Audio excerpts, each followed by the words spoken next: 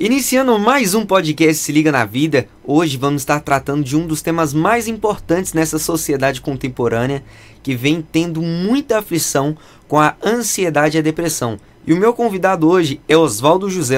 Olha a ficha desse camarada aqui, gente. Psicanalista e membro da Sociedade de Psicanálise Sumos, de teologia também, ele é bacharelado. Foi ordenado ao Ministério Pastoral em 2017 e também é graduado em Gestão Comercial e Finança. Sua abordagem de clínica é fundamentada na teoria freudiana, mas também dialoga com outras vertentes da psicanálise, como a lacaniana. Atua na clínica e supervisiona psicanalistas para que tenham uma nova formação de uma geração que é voltada ao serviço social claro, ao acesso democrático à psicanálise. Oswaldo, dá um oi pra galera aí, cara. Boa tarde, muito obrigado aqui pelo convite, Vinícius, é um prazer estar aqui com vocês. Uma boa tarde também, ou bom dia ou boa noite, né, dependendo do horário que cada um estiver assistindo aí, dos ouvintes, né, e vai ser um prazer aqui a gente poder conversar sobre psicanálise, teologia e sobre o que surgir por aí, né. E que tema importante falar sobre isso hoje, principalmente porque a gente vive em um mundo de conflito constante entre a ciência e também a teologia, mas na verdade elas se complementam, né, Oswaldo? Se a gente for parar para pensar e olhar biblicamente, a Bíblia diz que toda ciência provém de Deus. Então, Deus é a fonte de todo saber, de toda ciência, né? Arrogante é aquele que acha que ele sabe alguma coisa. Todo saber, seja ele científico, ele é proveniente de Deus. E Oswaldo, hoje eu quero saber da onde que você veio com essa ideia assim, vou fazer psicanálise que eu vou ajudar pessoas. Da onde que veio essa inspiração aí? Isso é um fato interessante. Eu sempre mexi com gente, né? Tava sempre assim, fazendo alguma coisa na igreja, estava envolvido em alguma liderança de alguma coisa de bairro, sempre estava envolvido em algo assim, com pessoas, né? E sempre eu tive esse desejo, assim, eu sempre gostei muito da área de psicologia, eu lia muito, desde novo, desde com 14, 15 anos eu já lia aqueles livros de psicologia, não os livros acadêmicos, mas esses livros sobre comportamento, eu lia muito isso, né? Na minha época, a gente não tinha tantas opções quanto hoje, né? Não tinha celular, não tinha rede social, mão, né? Então, assim, era livro que a gente tinha, né? Então lia muito. E nessa minha jornada, assim, para resumir, eu acabei indo para teologia, né? E nesse trabalho na área de aconselhamento, na área de pastoreio mesmo, eu comecei a ver que eu precisava de algo mais. Não é que a teologia não seja suficiente, nem a Bíblia. É suficiente quando você se trata da parte espiritual. Então a parte espiritual, a Bíblia dá conta. Então, por exemplo, se a pessoa está com um problema espiritual, né, você ora e aquilo se resolve. É porque existe dois lados, né? Às vezes a galera de casa não conhece. Por exemplo, quando a gente parte para um ramo de depressão, existe um lado físico, mas você acredita também que existe um lado espiritual nisso? O que acontece? Eu não acho que seja demoníaco, vamos dizer assim, como muita gente diz. Depressão é falta de Deus. Não, eu conheço muita gente que é homem de Deus, inclusive na própria Bíblia, que teve um processo depressivo, né? Mas assim, eu acredito que o diabo usa tudo que ele pode. Então assim, as doenças não são espirituais, mas o diabo acaba usando e acaba afetando o espiritual, sim. Entende? Então não é uma questão só espiritual, porque a Bíblia diz que no mundo a gente tem aflições, né? É verdade. Então a gente tem aflições, a gente tem problema, a gente perde pessoas, a gente perde emprego. E muitas das vezes a gente coloca tanta expectativa nessas coisas que acaba que a gente adoece. A pessoa não tem Deus? Tem Deus. Mas às vezes ele tem uma caminhada menor do que a minha e do que a sua, que não dá para ele essa mesma possibilidade de passar por cima de algumas coisas, né? Então as pessoas são diferentes, ninguém é igual. Então, se Deus criou, né, por que a gente não vai usar? E aí, nesse processo da teologia, Um amigo também pastor, eu olhando, ele estava estudando psicanálise, né? Eu tenho uma prima que é psicanalista há muitos anos também, mas mora em outra cidade e tal. Então, assim, quando eu vi esse amigo, eu falei, cara, você está fazendo psicanálise, inclusive lá na mesma sociedade que eu faço parte, né? Falou, tô fazendo e tal, é muito bom. Eu acabei conhecendo a sociedade e comecei a estudar, né, a psicanálise.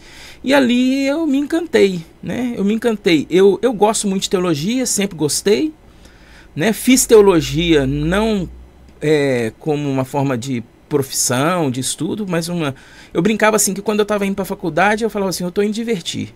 Vou lá no parquinho, né? É um parquinho, né? E a psicanálise se tornou também.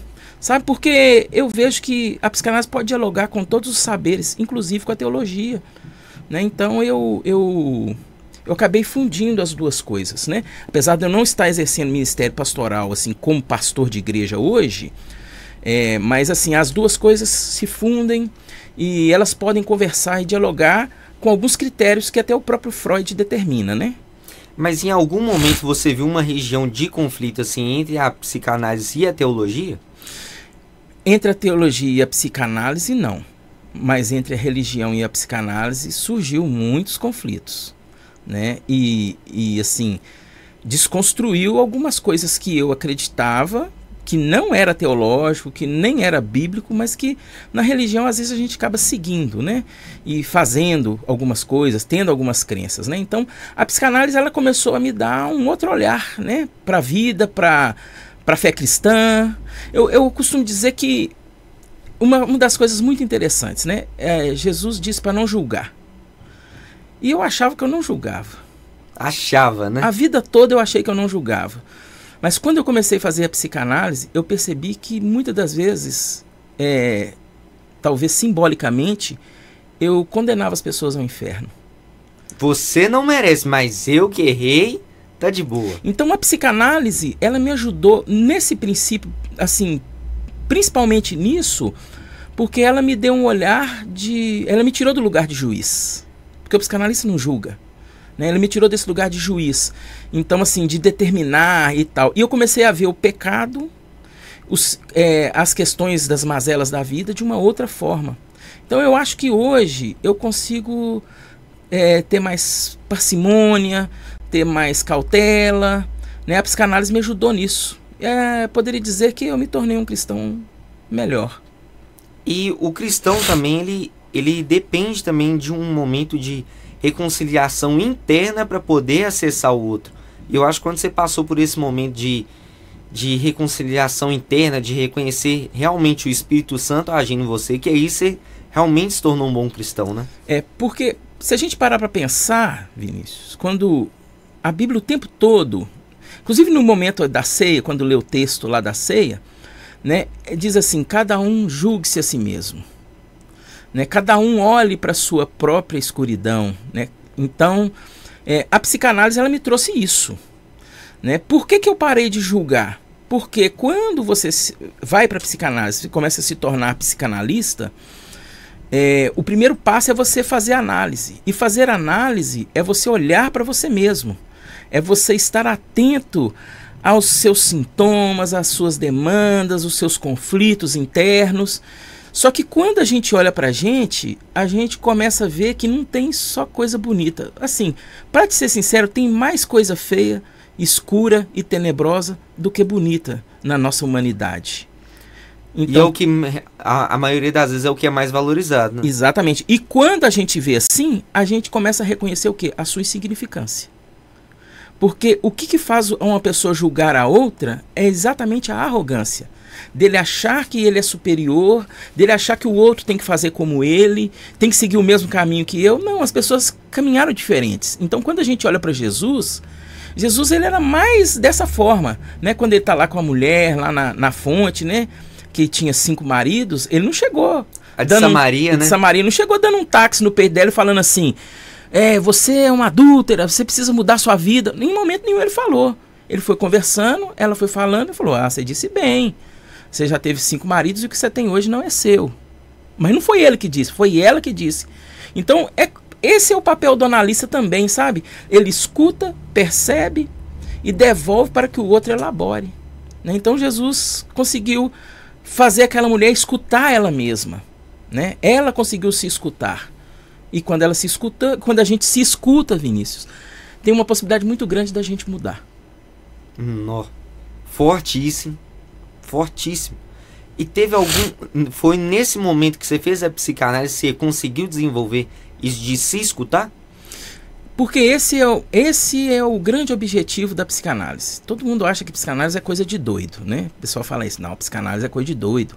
Não vou nesse negócio não, porque isso é coisa de doido. Não, psicanálise é coisa de gente lúcida e racional.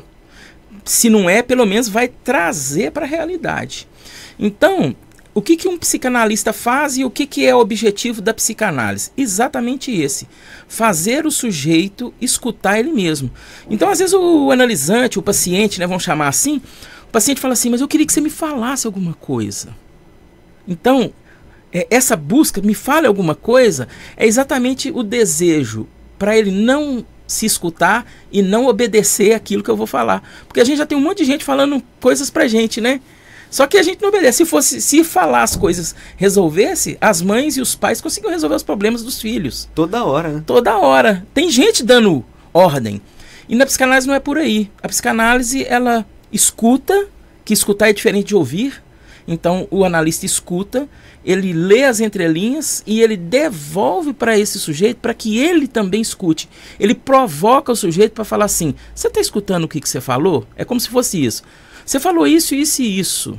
Você está escutando isso que você falou? A pessoa fala, não percebi e tal.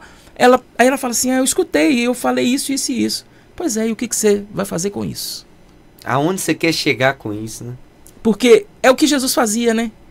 Jesus fazia assim também. Ele vinha, identificava, e ele não ficava atrás da pessoa cobrando, investigando, monitorando. Não. Ele falava assim, olha, agora você já identificou?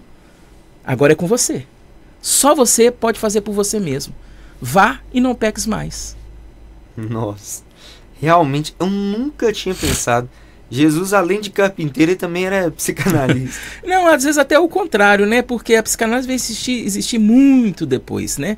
Talvez tenha sido o próprio Freud que tenha sido iluminado por essa questão, porque o Freud era judeu, né?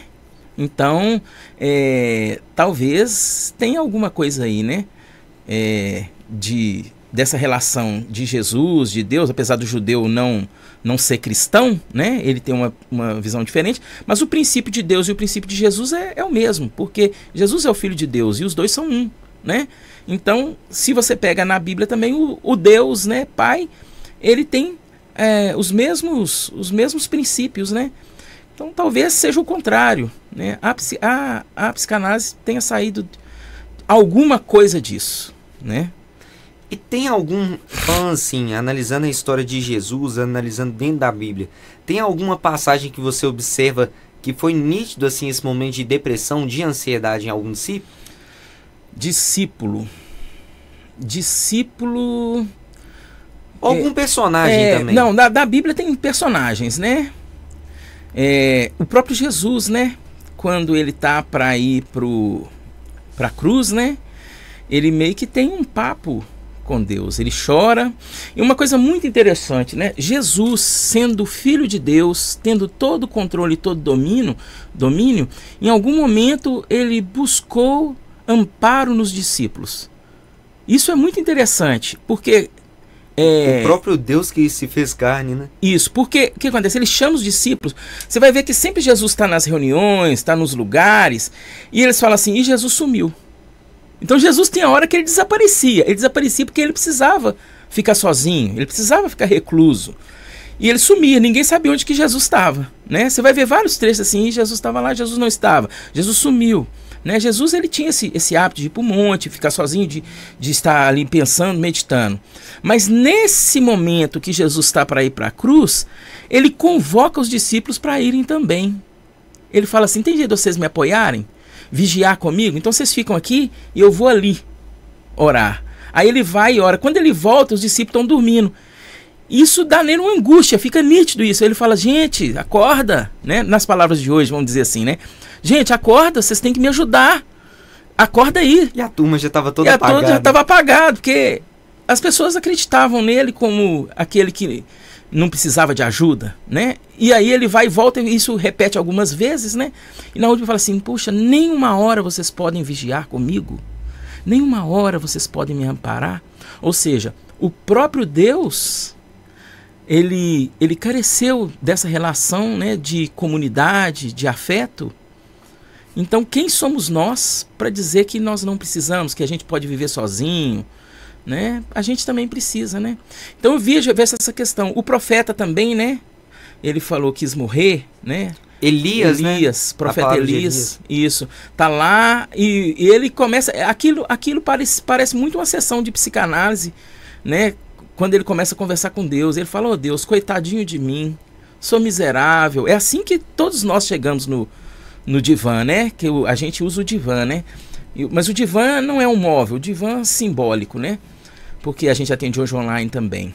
Então, nesse processo do divã, o sujeito chega assim, nossa, minha mãe foi injusta comigo, prefere meu irmão, o meu pai fez isso comigo, a minha esposa fez aquilo, a minha namorada faz assim, o meu chefe, ou seja, eu sou um pobre coitado, singelo, né, que sou digno de muita coisa e essas pessoas estão me perseguindo.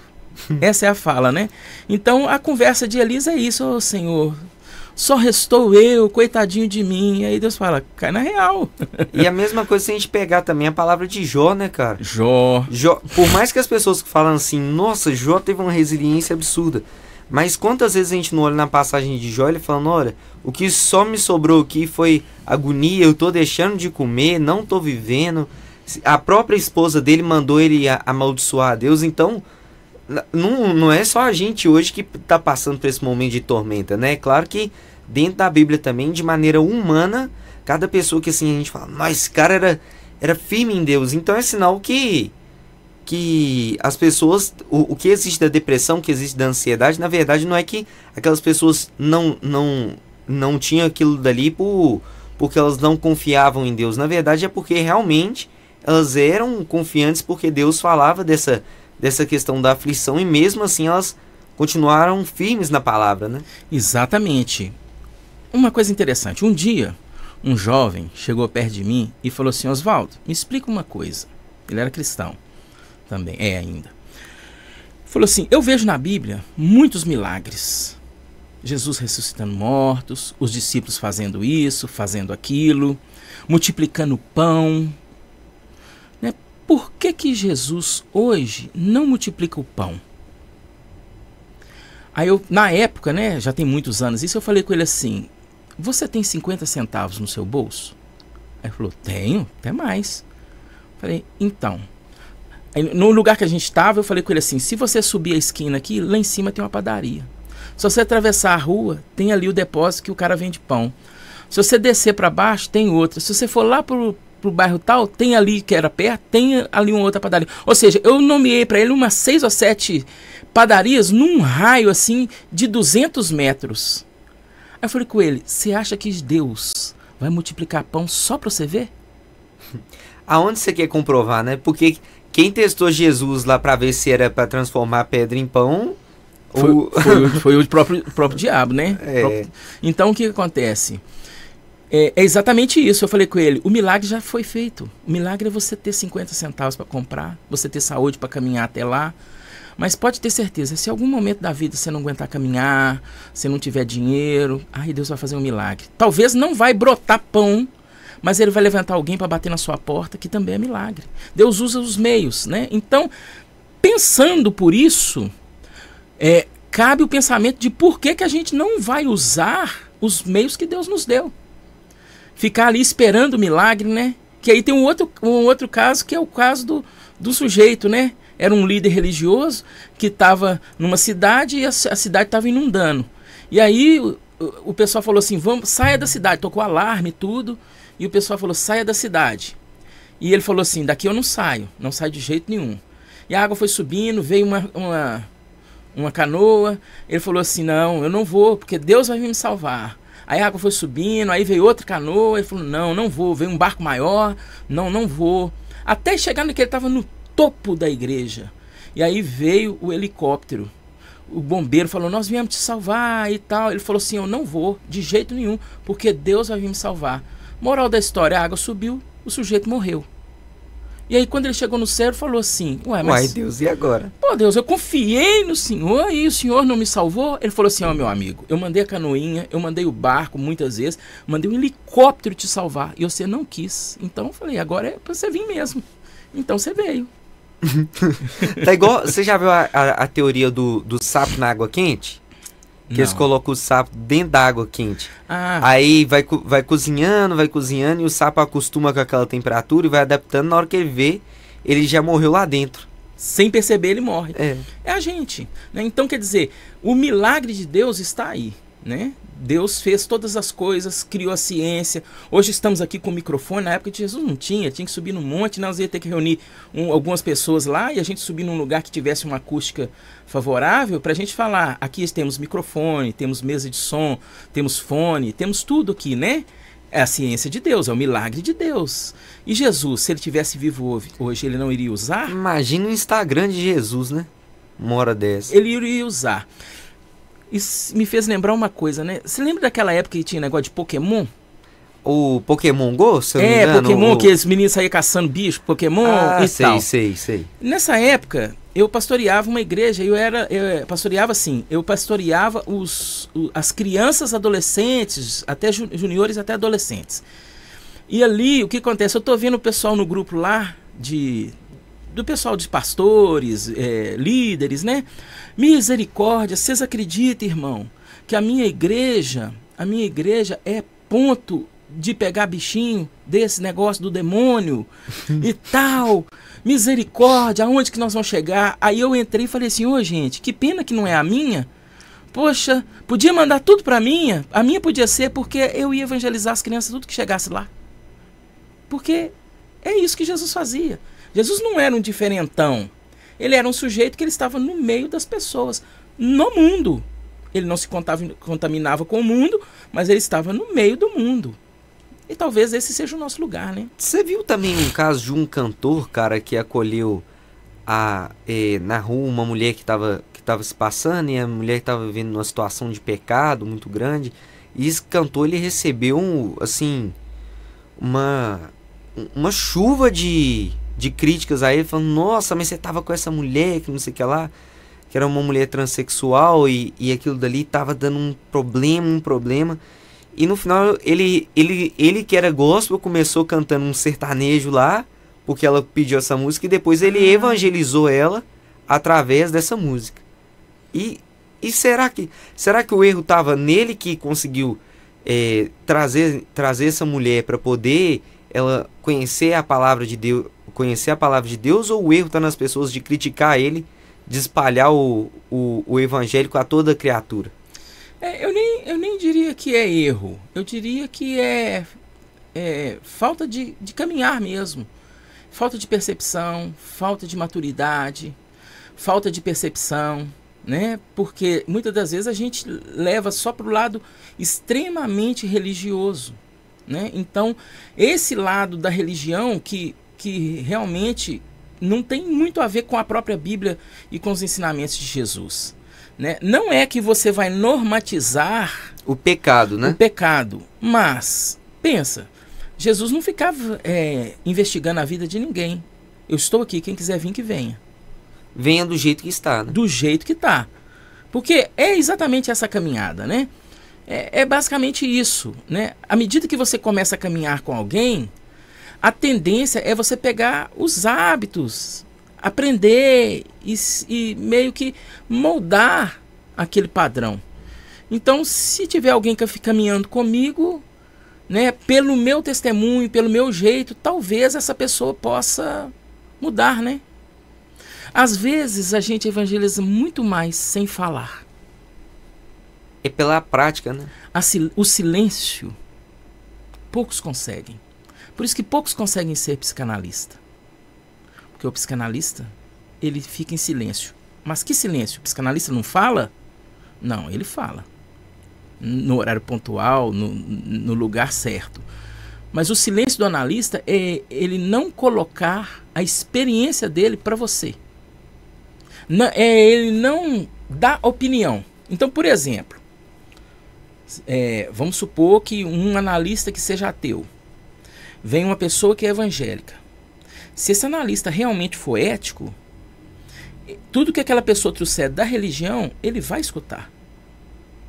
Ele não pode falar assim, mas isso que você está fazendo é errado. Mas você segue a Deus, não é possível, né? Você está errado. Não, independente. Entende? Ele escuta e faz essa pessoa escutar ele mesmo. Então, por exemplo, eu atendo gente de todo jeito. Eu atendo muitos pastores, eu atendo muitos evangélicos, mas eu atendo também ateus. Eu atendo, tem gente da Umbanda, eu atendo satanista. E como é uma experiência de choque quando houve, por exemplo, um relato de um satanista com a prática ou não? É tipo assim... Pra mim, não. É profissional também, né? Não, porque a escuta, ela não vai por essa via.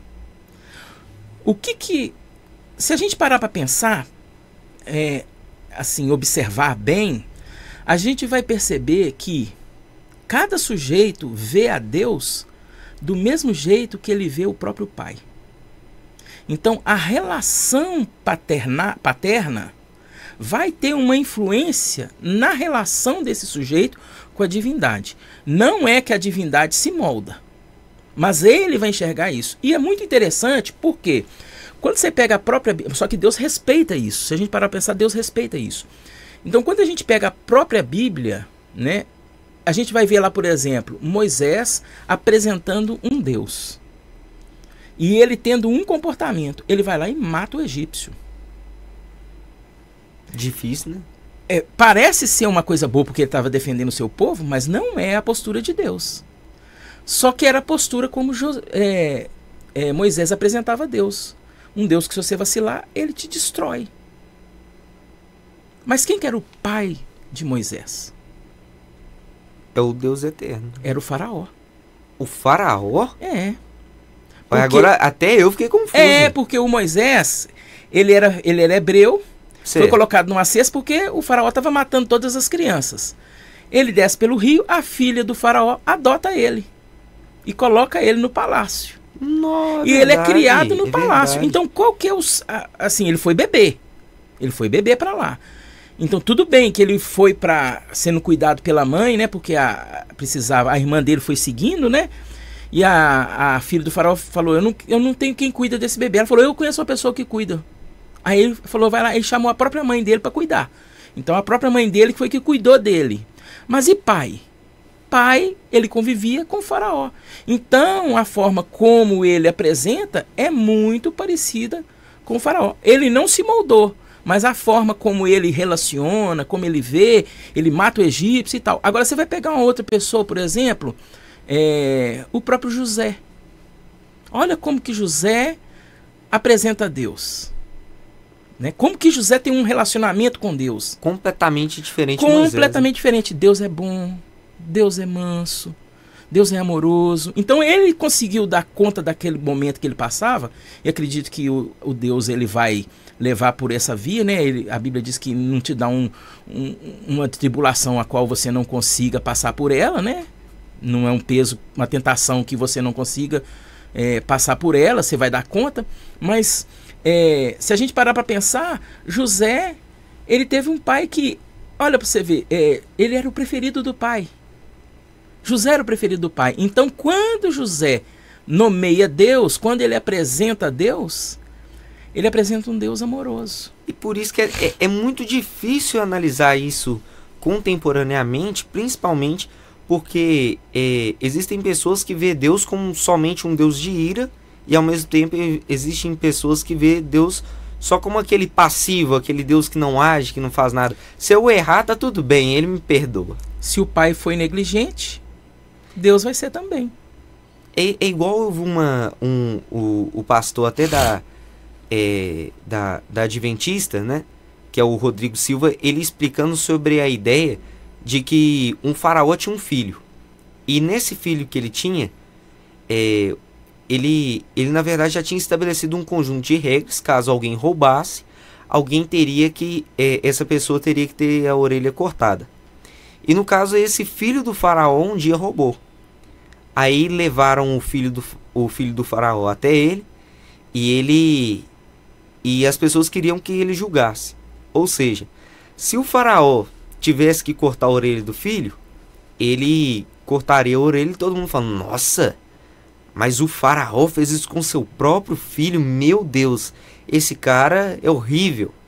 E também, se o faraó não cortasse a orelha do filho, olha lá, não faz nada, esse daí é um passivo, só porque é filho do faraó. E aí o que o faraó fez? Ele foi lá e cortou a sua própria orelha em prol do filho. E a gente consegue ver isso dentro da própria divindade hoje.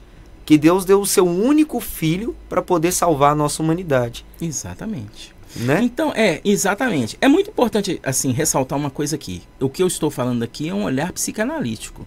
Então, senão eu vou falar assim, nossa, isso é heresia, porque não é teológico, é uma visão de comportamento. É o que eu percebo na minha escuta na clínica, né? Então, é diferente. São dois lados difíceis de... É uma linha tênue, né? Isso, curta. mas o que eu estou querendo trazer é que o seguinte, as pessoas, o que eu percebo é isso. Por exemplo, se a pessoa, por exemplo, um satanista, né? Vamos pensar assim, por que a pessoa se torna um antideus? É uma boa pergunta, eu nunca me perguntei sobre isso. Por que se torna um antideus? Vai ter várias respostas conscientes, mas na verdade isso é um processo inconsciente. Inconsciente? Inconsciente. É um processo inconsciente porque tem uma relação com a forma que essa pessoa viveu com esse pai. Então, ela vai moldar suas crenças e vai para esse lado. Ela não consegue ver Deus como amoroso. Ela vê Deus como uma outra coisa, menos amoroso. Mas você acredita que, por exemplo, se uma pessoa tivesse a mesma visão que Moisés tinha de Deus como o Deus da ira, isso provocaria um pensamento satanista? Pode. Não vou adorar esse Deus porque ele é terrível. Eu vou adorar o outro Deus. Porque, por exemplo, isso que você falou aí que é muito interessante. Deus deu o seu filho. Se você partir da lógica humana, você vai falar, Deus é terrível. Deu Jesus... Se Deus faz isso com o filho, a mesma coisa que falaram do faraó, a gente vai falar de Deus. Racionalmente, você vai pensar assim, peraí, quero esse Deus não, hein? Esse Deus que manda o cara me bater e eu virar outra face? Quero esse Deus não, hein? Eu quero é o que fala assim, vai pra cima e se defenda, mete o pé nele. É isso que eu quero. Mas são relações humanas. Então, quer dizer, o que a gente percebe muito é essa junção, porque a Bíblia é humanizada. Se você for olhar, ela não esconde pecado, ela não esconde defeito, ela mostra a grandeza de Deus, mas ela mostra exatamente a natureza humana. E nada mudou. Tudo continua do mesmo jeito. No sentido de... E tem até algumas pessoas que defendem através disso a não crença a Deus. Sim. Falando que a Bíblia foi escrita por homens e homens erram. Então aquilo dali pode ter sido corrompido para eu estar acreditando no Deus de Israel, né? Então, é um argumento fraco, né? Esse que foi o homem que escreveu a Bíblia não é um argumento sólido, teológico, vamos dizer assim. Porque existem, por exemplo, assim, é muito difícil você reunir 50, vamos pegar assim, 10 autores, mandar eles escrever sobre o mesmo tema e juntar isso num livro só. Cada um vai falar uma coisa completamente cada um vai para um diferente. lado, entendeu? Então, assim, e às vezes um vai até contrapor o outro. Então... Isso é uma questão. Agora, mas tudo isso, por exemplo, a não crença, ou a crença excessiva, a crença fantasiosa, tudo isso tem a ver com esse teatro que o sujeito cria na sua mente, que ele vai fazer. Ele vai seguir isso. Mas eu até acredito também que se a gente for partir por essa linha, é só a gente analisar o porquê que existe o fanatismo religioso, né? Uhum. O porquê que uma pessoa se apega. Muitas vezes eu vejo que dentro da psicanálise as pessoas associam isso dentro da postura da angústia, né? Elas se apegam naquilo dali e falam, isso daqui tá me salvando. Isso. E na verdade Deus tá falando, não é bem assim. Uhum. Então, assim, dentro disso que você traz, olha pra você ver que coisa interessante. Por exemplo, né? Uma pessoa que você falou assim, por exemplo, que um ateu. Tem uma pessoa que ela é ateu. E às vezes eu participo de alguns grupos no Facebook de filosofia e tal, e aí vem os caras falando contra Deus e tal, entra naquele debate, pá, e tal.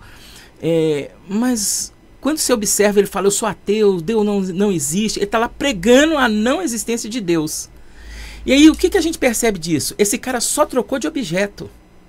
Ele era crente e pregava a Deus. Agora ele virou ateu, ele virou o testemunho, igual tem o testemunho de Jeová, é o testemunho do ateísmo.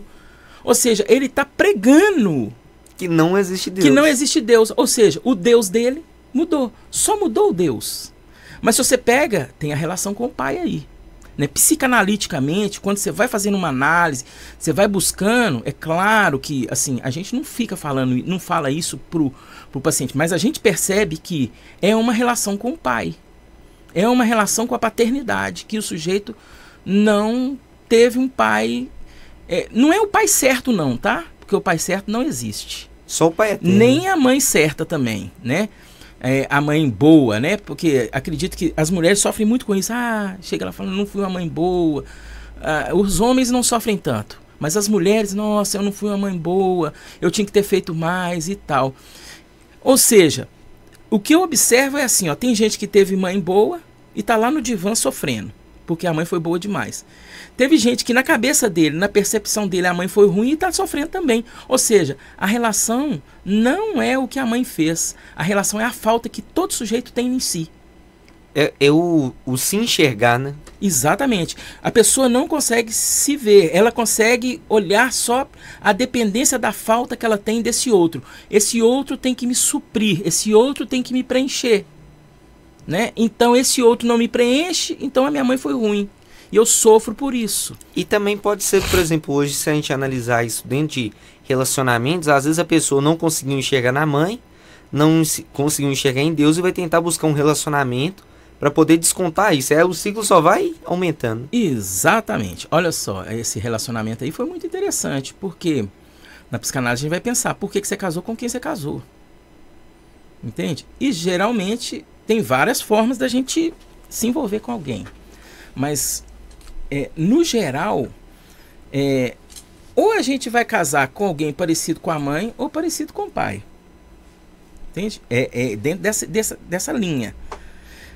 Dentro dos costumes familiares, dentro das questões, né, que vão acontecendo assim, esse sujeito ele vai buscar um parceiro. Ontem mesmo eu dei uma aula sobre isso. Dizia o seguinte, que muitas das vezes o sujeito casa com aquele amor de apoio, vamos dizer assim. O que é o amor de apoio? Ele tinha uma mãe que alimentava, que supria afeto e tal.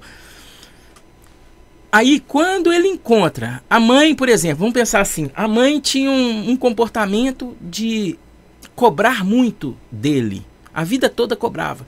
Põe a camisa para dentro da calça, senta direito e tal. O cara vai, um dia ele encontra uma mulher que fala com ele, senta direito.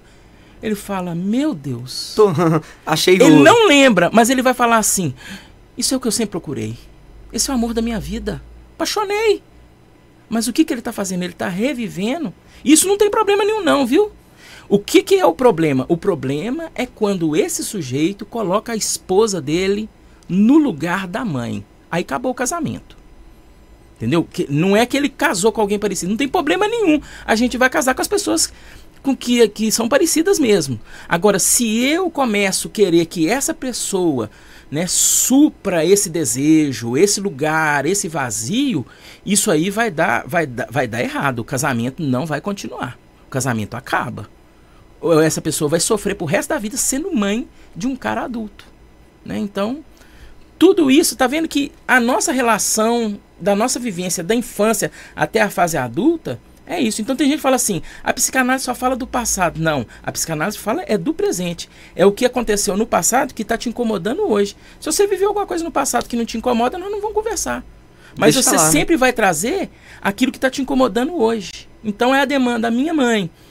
Então nesse processo a psicanálise vai atuar nessa escuta, vai trazer esse sujeito para quê? Para a realidade. Porque nessa tentação é fugir da realidade. E se você observar biblicamente, o apóstolo Paulo fala sobre isso. O apóstolo Paulo fala assim, que a gente precisa ter uma fé racional. Não é uma fé irracional. Extremamente forte, cara. E mais do que isso, o apóstolo Paulo fala sobre o inconsciente. Olha que coisa interessante. a ideia do inconsciente que Freud cria em 1800 e quase 1900, o apóstolo Paulo já falava há muito tempo. O apóstolo Paulo fala assim, olha, na linguagem de hoje, né? Tem umas coisas que eu tô querendo fazer, mas quando eu me assusto, eu não consigo fazer. O que eu quero, eu não consigo fazer. Mas quando eu observo, sem querer, sem mais, sem menos, eu me pego fazendo aquilo que eu não quero fazer. O que é isso? Isso é o inconsciente. Isso é relação inconsciente. E aí a pessoa vai falar assim, peraí, mas você está falando que o apóstolo Paulo está falando inconsciente? Não, ele está falando das relações humanas há 2000 anos atrás que Freud só pegou e nomeou. E começou a estudar e trabalhar em cima disso. Tornar o que era prático teórico, né? Teórico. Aí ele vai. O que a gente vai fazer? Por que você repete as coisas? Por que você faz coisa que você não quer? Por que aí, nesse negócio do relacionamento que a gente estava falando, acontece muito isso. Por exemplo, a pessoa chega lá e fala assim, não sei o que acontece. Eu tenho dedo podre. Só arrumo um homem que faz tal coisa. Você está procurando ele. Você está emitindo sinais que atraiam esse tipo de homem e você escolhe eles inconscientemente. Então, enquanto o sujeito não dá conta disso, enquanto ele não percebe isso, ele vai chamar isso de destino. E às vezes ainda culpa falando, não, é a vontade de Deus. É a vontade de Deus.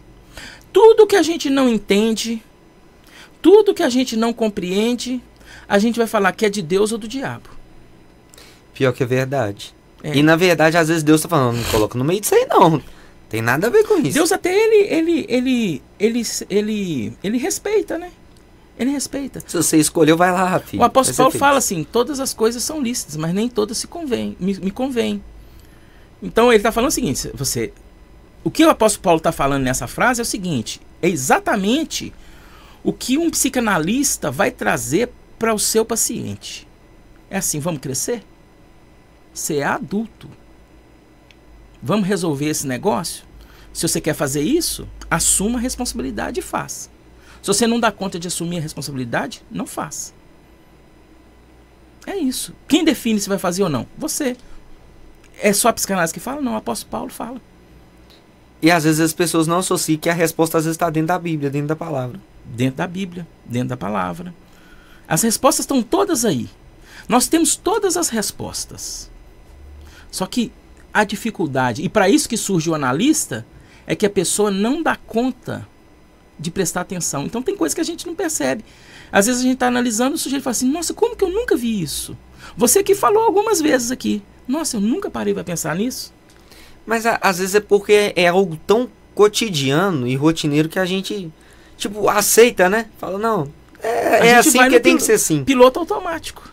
Então, se levar uma vida no piloto automático é muito perigoso, né? Porque você não consegue fazer boas escolhas, você vai pela crença, não a crença boa em Deus, a crença familiar. Por exemplo, o paciente chega e diz, eu gosto muito de ter as coisas, não precisa ser rico. Mas tem que ter as coisas. O que ele está falando? Ele está falando que ele acredita em alguma coisa que a riqueza não é uma virtude. Está mais para um defeito do que para uma qualidade. Então eu nunca vou ser rico. Tem hora que parece que é até brincadeira, né? Tá na cara, mas ninguém vê. E aí o analista vai falar assim, mas você não pode ser rico por quê? É a pergunta que ele faz. Pode, né? Falou, por que não? Nenhum momento na Bíblia, por exemplo, fala que ser rico é um pecado. Não. Fala que a luxúria é um pecado. Ela fala diferente. O seguinte, que... e aí tem uma questão, que é mais fácil um camelo passar no fundo de uma agulha do que um rico entrar no reino dos céus. E quando o sujeito pensa nisso, né? Ele começa a falar assim, então Jesus está falando contra a riqueza. Não, não é isso que ele está falando. Ele está falando uma outra coisa.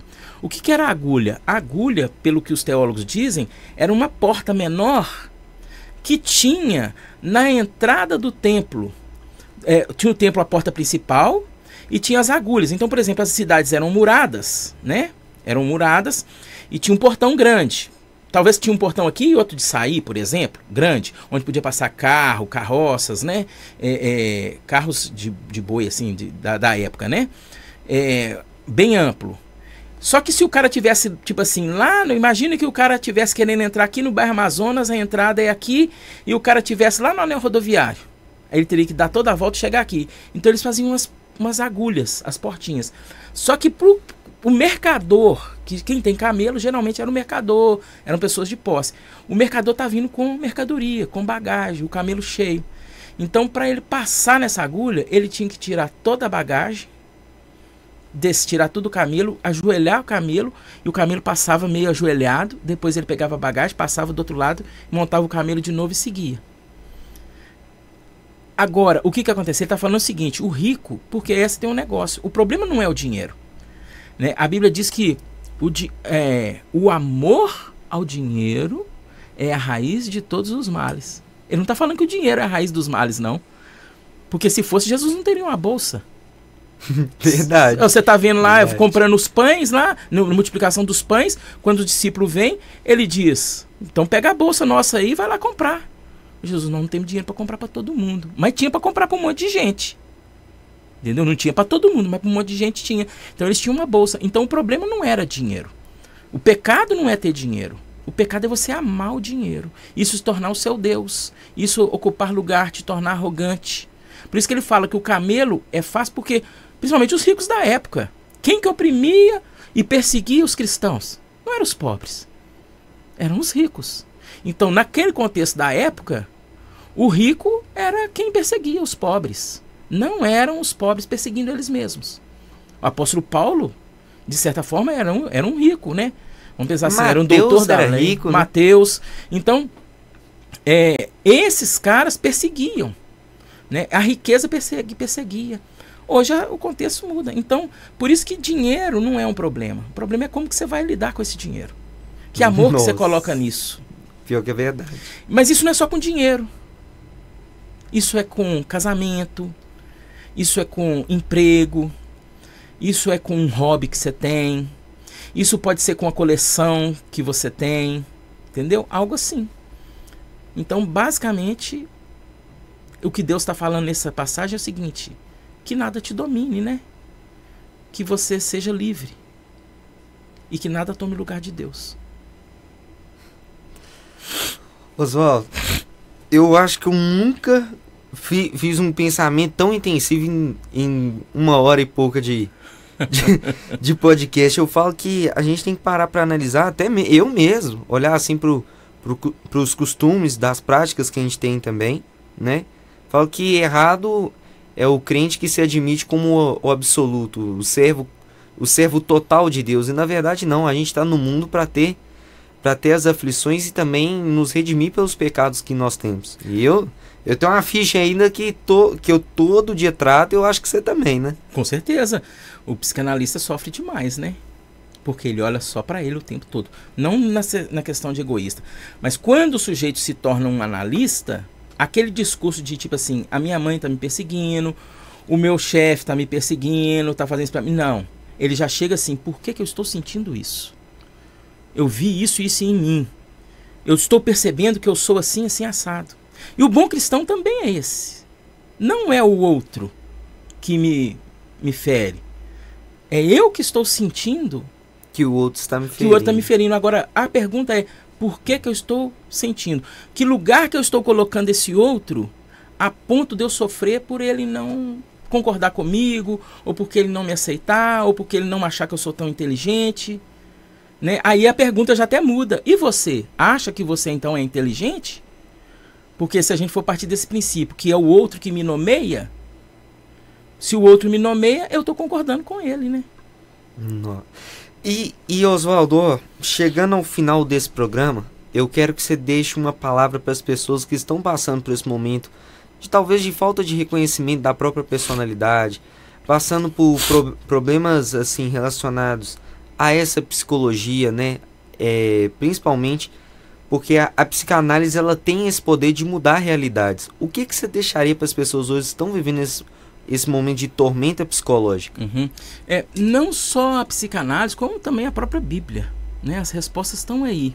Mas existem alguns momentos que precisa sim da psicanálise.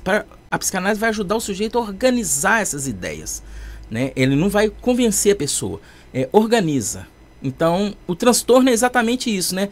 Transtorno é porque tem alguma coisa que está bagunçado. Vamos ajustar isso. A psicanálise vai fazer isso. Mas para quem está sofrendo, né? Para quem está nesse sofrimento, seja num processo depressivo, ou seja mesmo numa tomada de decisão, né?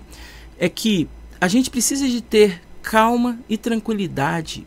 É uma coisa que a Bíblia fala, a gente precisa ter paz.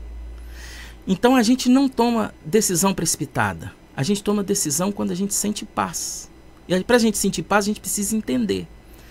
E hoje existem estudos científicos que mostram que a oração, ela ativa áreas do cérebro que ajuda nessa questão de ansiedade, depressão, áreas que são ativadas na oração.